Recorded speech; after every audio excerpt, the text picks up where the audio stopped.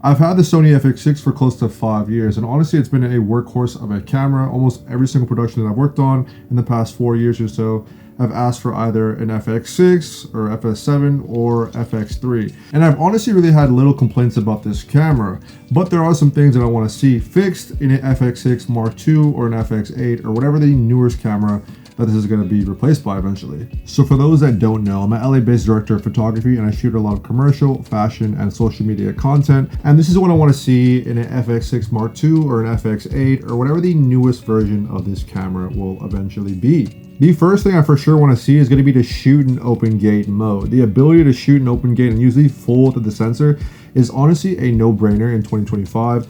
If you really think about it, this is a 12 megapixel sensor in the FX6 and it only uses 10 megapixels of it. It doesn't even use the full width of the sensor, which is kind of a waste if you don't ask me. I think nowadays especially, everyone is cropping in their 16:9 footage for a 9:16 vertical cut. So I mean, I think it just allows for better cropping tools in general and for anamorphic options as well. It adds so many different more, versatility to the sensor. The second thing I want to see is some kind of audio port on the body itself.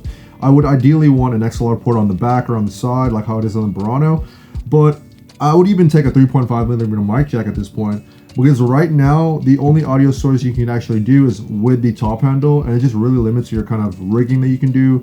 And it's not exactly the most compact, it's not sleek or anything like that, and it just definitely is very bulky just to like break down in general. So having other options, like look at this, hold on. And if you really look at the top handle, it's just super clunky. If you break this down off your camera and you put it in your camera bag, your Pelican case, whatever it is, it just takes up a lot of space.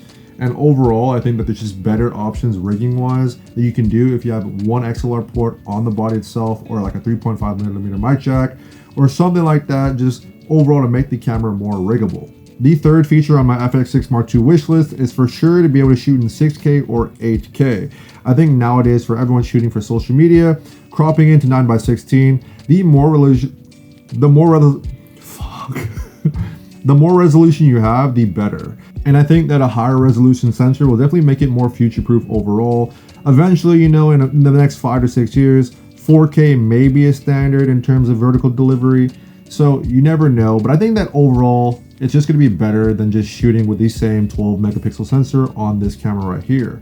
8K might be pushing it, but 6K I think is just a great spot overall for a full frame sensor readout. The fourth thing I want to see is going to be IBIS. I wish this camera had some kind of in-body stabilization like how it does on the Burano, but I think that they might not include it in the FX6 Mark II just to make there some separation between the Burano and this camera.